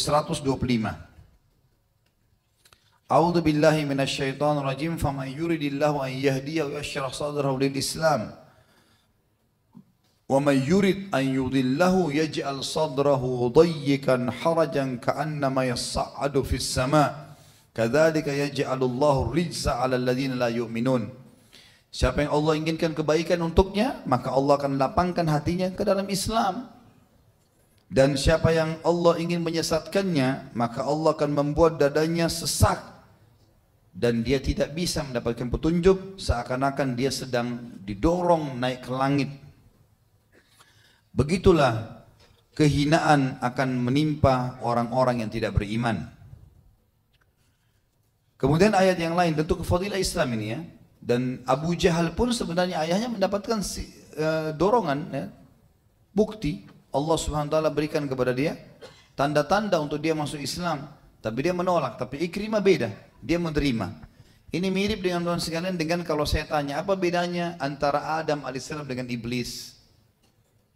Dua-dua makhluknya Allah kan? Iblis juga itu dulunya makhluk Allah, kata Ibnu Abbas, orang yang patuh kepada Allah. Apa bedanya antara Adam dengan iblis? Adam alaihissalam berbuat dosa, tapi Adam apa? Taubat. Itu poinnya. Jadi Adam, kata Allah SWT dalam Al-Quran, a'udzubillahi minasyaitonir rajim, fa'asa Adam rabbahu faghawa. Adam bermaksiat pada Tuhannya dan dia melampaui batas. Dilarang, kenapa langgar? Adam sudah lihat surga alaihissalam, Adam sudah lihat malaikat, gitu kan? Kita bukan menyalahkan Adam alaihissalam, tapi Adam berbuat salah, cuman dia bertaubat. Iblis waktu buat salah tidak mau sujud, apa yang dia lakukan? Sombong, makin bangkang, gitu kan? Jangan berzina akhi, ukhti. Enggak apa-apa. Loh, minimal kalau orang mau kerjakan, dia tahu kesalahan. Jangan bangkang, gitu kan? Dia tahu kesalahan, bukan kita memudahkan, tapi dia harus sadari masalah itu. Seperti ini bedanya Abu Jahal sama Ikrimah. Abu Jahal menolak kebenaran. Ikrimah dengan adanya petunjuk dari Allah, dia coba merangkul dan akhirnya dia masuk Islam dan dia tunjukkan kebenaran keislamannya. Sehingga dia bukan cuma sekedar jadi sahabat Nabi, dia mati syahid, gitu kan? Dia juga mati syahid. Dalam ayat lain surah Az-Zumar ayat 29, surah nomor 39 ayat 22, Allah juga menyebutkan tentang masalah Islam ini. A'udzubillahi minasyaitonir rajim. Afaman syarahallahu sadrahu lil islami fahuwa ala nurin min rabbih fawailun lil qasiyati qulubuhum min dzikrillah ulaika fi dhalalin mubin. Siapapun yang Allah lapangkan dadanya untuk masuk Islam, dia tangkap ya tanda-tanda dari Allah itu, kemudian dia rangkul, maka dia berada di atas cahaya Tuhannya. Dan kecelakaan bagi hati-hati yang keras dari zikrullah. Diingatkan, tetap tidak mau sampai meninggal. Mereka dalam kesesatan yang nyata. Juga dalam surah Al-Imran, surah nomor 3 ayat 19, Allah berfirman, A'udzu billahi minasyaitonir rajim, innad dina indallahil Islam, wa ma ikhtalafa alladziina utul kitaba illa min ba'di ma ja'ahumul ilmu baghyan bainahum, wa may yakfur bi ayatillahi fa innallaha sari'ul hisab. Sesungguhnya agama yang diterima di sisi Allah hanya al-Islam dan tidak berselisih ahli kitab. Kecuali setelah maksudnya masuk Islam atau tidak ya, kecuali setelah datang kepada mereka kebenaran, dan itu semuanya karena bagyam bainahum. Dan ini sebab utama kesesatan teman-teman, bagi cemburuan yang salah, cemburu lihat saudaranya berkembang, saudaranya maju, itu karena gara itu bagi, maka itu menyebabkan mereka ahli kitab tidak mau beriman. Dan siapa yang kufur kepada ayat-ayat Allah, maka Allah sangat cepat hisabnya. Dan yang terakhir Al-Imran surah 3 ayat 85, A'udzu billahi minasyaitonir rajim, wa may yabtaghi ghairal islami dinan falan yuqbala min wa huwa fil akhirati minal khasirin. Siapa yang coba-coba memilih selain Islam sebagai agamanya, maka tidak akan diterima dari, dan dia termasuk orang rugi di hari kiamat nanti. Jadi ini keutamaan yang pertama, masuk Islamnya Ikrimah, dan bagaimana dia menangkap ya tanda-tanda dari Allah sehingga dia beriman. Dan ini sebuah karunia yang luar biasa. Jadi tidak ada kata-kata terlambat ya. Walaupun orang itu tadinya benci sekali sama Islam, kalau syahadat kita harus rangkul, nggak boleh kita tolak. Bukan urusan kita itu. Masalah kita menolak orang ini pernah benci Islam dan kita tolak. Ikrimah kurang apa kira-kira tadi? Ya? Bunuh sana, bunuh sini, peperangan, pembangkangan, sampai akhirnya masuk Islam. Jadi nggak ada aibnya. Kemudian yang kedua teman-teman sekalian, Ikrimah setelah masuk Islam disebutkan keutamaan dia adalah dia ikut menghancurkan semua berhala-berhala. Semua berhala-berhala yang tersisa di Mekah, di rumah-rumah masyarakat, dia yang masuk ke rumah-rumah mereka dan dia yang menghancurkan ini. Dan dia yang menghancurkan. Ini ada sebabnya teman-teman. Karena ternyata Ikrimah dulu ya termasuk orang yang mendukung sekali berhala. Ikrimah termasuk orang yang sangat mendukung berhala dan menyebarkan berhala di Mekah. Maka dia sekarang menunjukkan keseriusannya. Setelah syahadat, kemudian dia datang ke rumah-rumah orang Mekah dan dia pamit untuk menghancurkan. Setelah Nabi SAW menghancurkan 300 sekian lebih berhala-berhala mereka di sekitar Ka'bah. Kemudian yang selanjutnya yang ketiga adalah Ikrimah mengikuti peperangan bersama baginda Nabi SAW dan juga mengikuti peperangan bersama Abu Bakar, peperangan bersama Umar. Tapi peperangan yang diikuti bersama Nabi SAW tidak banyak. Yang ada hanya perang Hunain. Perang Hunain. Ya ini perang melawan suku Hawazim tentunya. Ini kalau teman-teman ikuti di YouTube nanti ada ceramah saya insya Allah. Setelah pembebasan kota Mekah ada bahasan tentang perang suku Hawazim. Ya, atau perang Hunain. Dan dia di situ punya peran yang sangat besar. Ya karena dia termasuk berada di pasukan, di bagian depan pasukan, dan memang dia banyak berperan untuk mengalahkan musuh-musuh. Kemudian selanjutnya yang keempat adalah Nabi SAW setelah melihat keseriusannya dalam Islam, maka pernah menugaskan Ikrimah di musim haji, terutama di Haji Wada, untuk mengumpulkan zakat. Dan dia menyempurnakan tugasnya. Tentu yang memegang zakat ini tidak boleh orang sembarangan, dia bisa menipu. Ya. Maka di sini Nabi SAW menunjukkan memberikan tazkiyah kepada muslimin untuk menunjuk Ikrimah supaya bisa bertugas mengumpulin zakat. Dia harus kuat secara fisik. Kadang-kadang mengumpulin zakat sendirian atau 2 orang saja pergi, dan dia membawa harta yang banyak, bisa ada perampok tengah jalan. Dan ini menandakan kekuatan fisik, menandakan keterampilan perang, ya. Kemudian amanahnya ini semua berkumpul. Dan tidak mungkin Nabi SAW percayakan kecuali orang yang memiliki terkumpul semua padanya sifat tadi. Yang kelima, Allah Subhanahu wa Ta'ala menutup hidupnya dengan mati syahid di Yarmuk. Dan itu disebabkan karena niatnya yang tulus.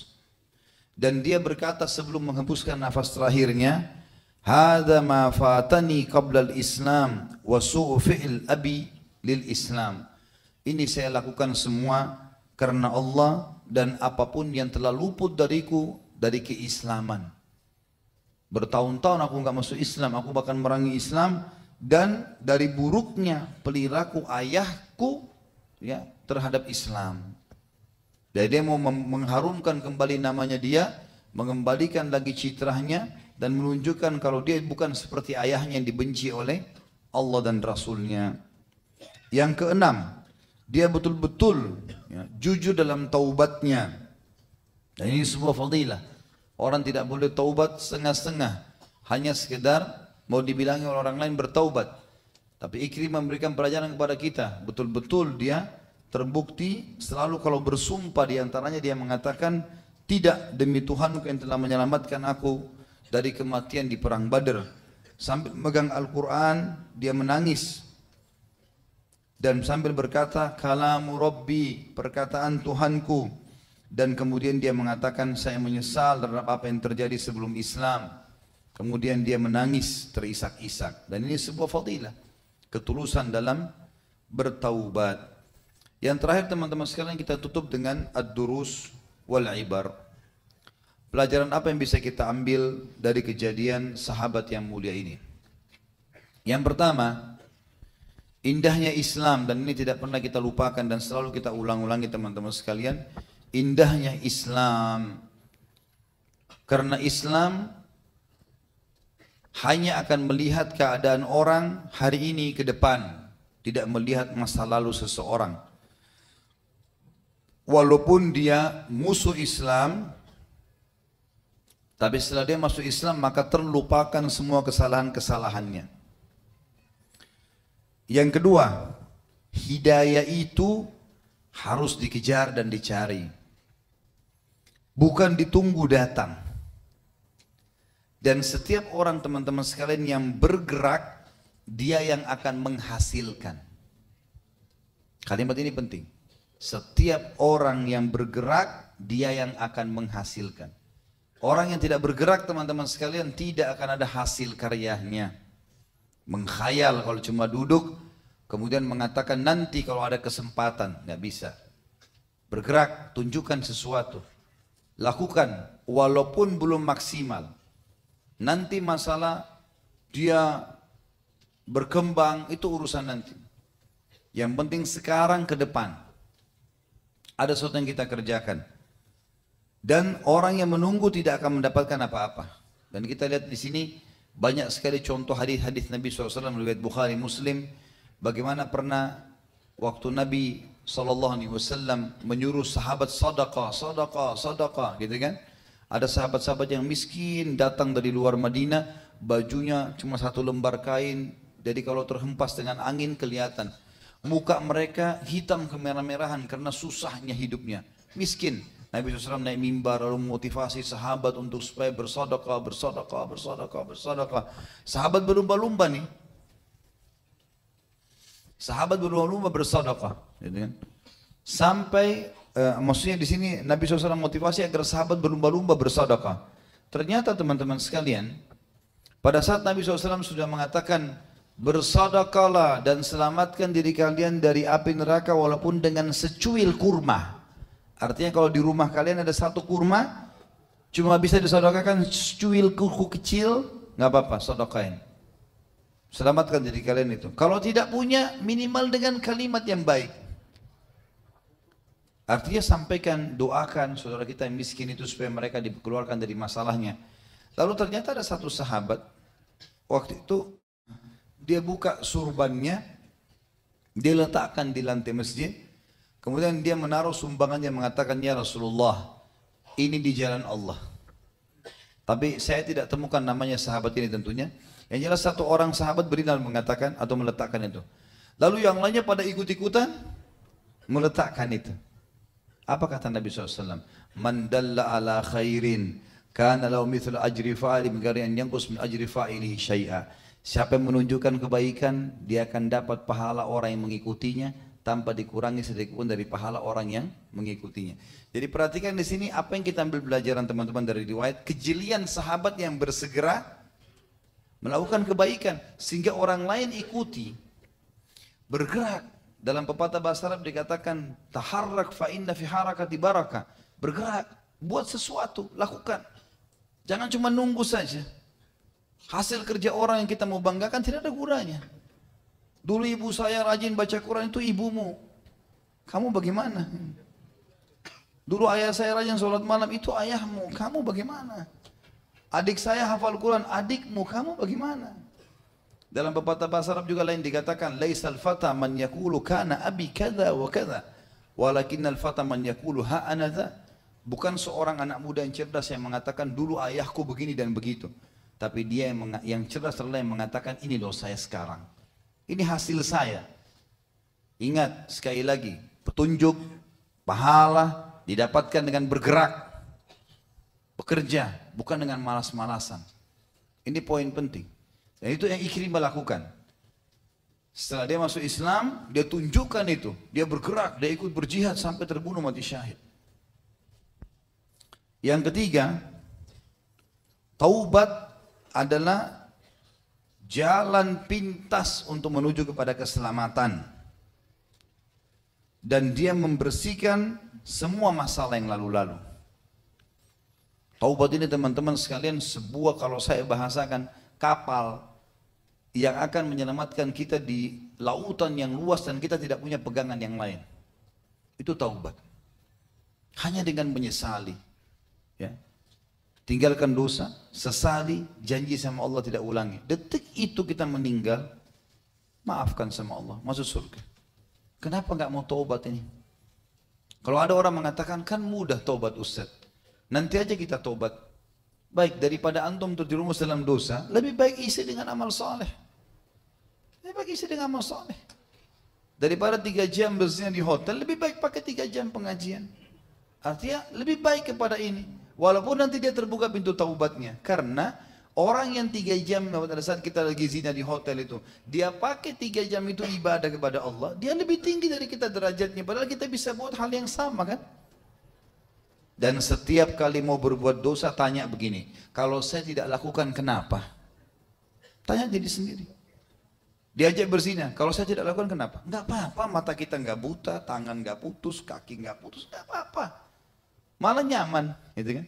Diajak oleh teman-teman ke diskotik, kita enggak pergi. Kenapa kalau enggak pergi? Enggak ada apa-apa. Minum susu hangat, tidur cepat, bangun sholat tahajud, bagus. Iya kan? Nah ya, coba renungi deh. Artinya larikan kepada hal yang positif, gitu kan? Kadang enggak ada waktu teman-teman. Ada waktu kita untuk bermain-main, dan ada waktu umur jalan terus ya. Sampai kapan kita mau? Kita mau hidup terus? Nggak mungkin. Lagi menuju ke akhirat dan rugi. Nanti di akhirat nyesal loh kalau kita setengah-setengah. Karena derajat yang tinggi bisa kita dapatkan hanya karena kita malas saja tidak dapat. Sampai dalam sebuah hadis qudsi, hadis sahih riwayat Bukhari Muslim, Nabi SAW bersabda, Allah berfirman, Allah akan berbicara, Nabi SAW mengatakan, Allah berbicara dengan seorang penghuni neraka yang paling rendah siksaannya. Artinya, dianggap paling rendah ini berat sekali. Karena ada hadis lain yang berbunyi juga bahwasanya orang, hadis sahih riwayat Muslim, hadis riwayat Bukhari Muslim, orang yang paling rendah azabnya adalah Abu Talib, karena diberikan 2 sendal dari api neraka yang membuat otaknya mendidih. Tapi hadis ini menjelaskan kepada kita, Allah bicara dengan orang yang paling rendah siksaan di neraka lalu berkata padanya, kalau seandainya sekarang ini kau punya dunia dan seluruh isinya, dunia dan seluruh isinya, semua kau milikin. Seluruh negeri ini, seluruh benua punya dia. Semua hewan-hewan punya dia. Semua pohon-pohon punya dia. Udara, api, semua punya dia. Apa kau mau tebus siksaanmu di neraka dengan itu? Kata dia, iya ya Allah. Kalau saya punya semua saya bayar. Yang penting saya selamat dari neraka. Kata Allah, saya dulu minta sama kau waktu di dunia lebih rendah daripada itu. Tidak menyekutukanku. Tidak sembah selain aku, patuh padaku, hanya itu. Tapi kau tolak dan kau tetap memilih untuk kufur. Gitu. Jadi sebenarnya Allah minta sesuatu yang sederhana loh ya. Hanya patuh, itu saja. Nikmati yang halal, tinggalkan yang haram. Kenapa tidak dilakukan? Padahal perbuatan ketaatan Allah suka. Janjinya Allah besar, dibuat manusia suka.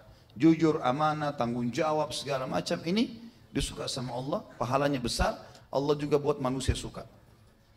Perbuatan maksiat, Allah tidak suka, ancamannya berat. Lalu kemudian juga Allah membuat manusia tidak suka. Yang keempat, keutamaan meminta maaf.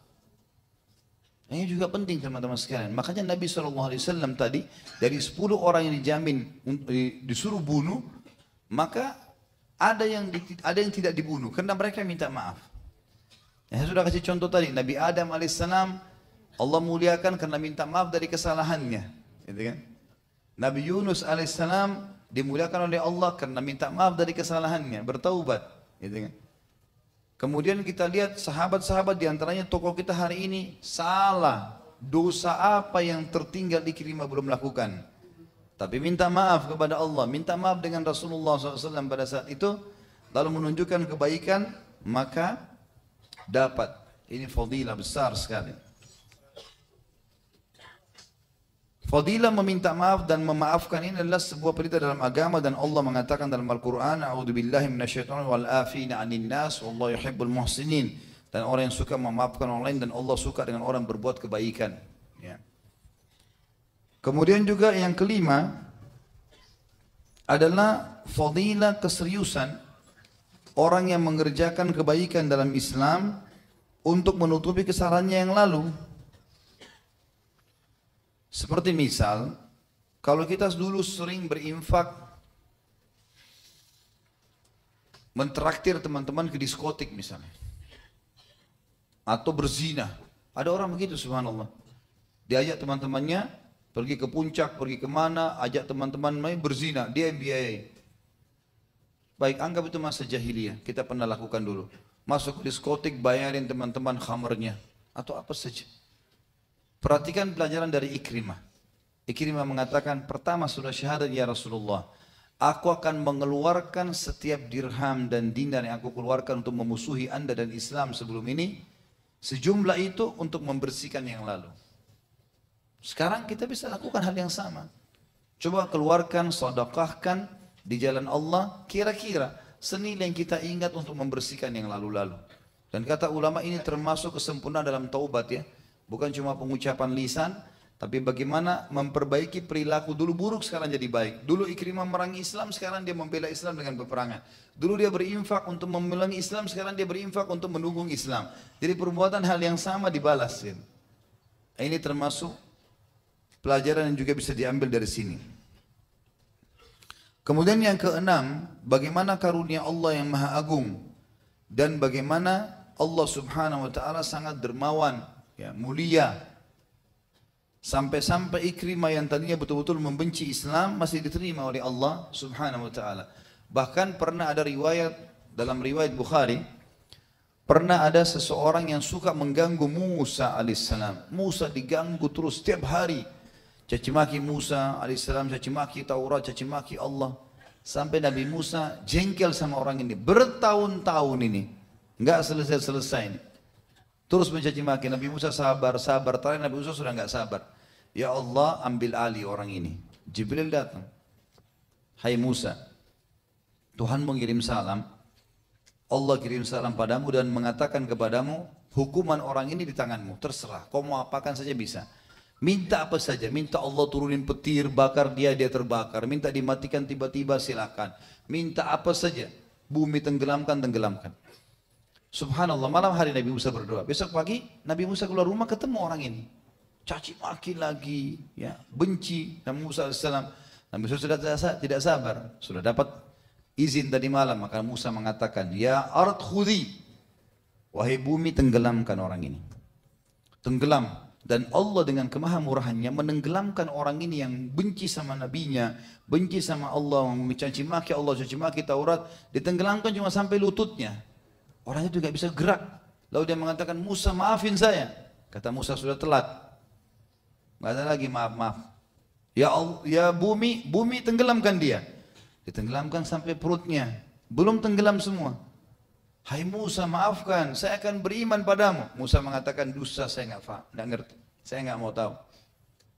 Hai bumi tenggelamkan, tenggelam sampai tenggorokannya. Masih bisa ngomong, Musa maafkan. Nggak mau. Musa mengatakan, hai bumi tenggelamkan, sampai tenggelam.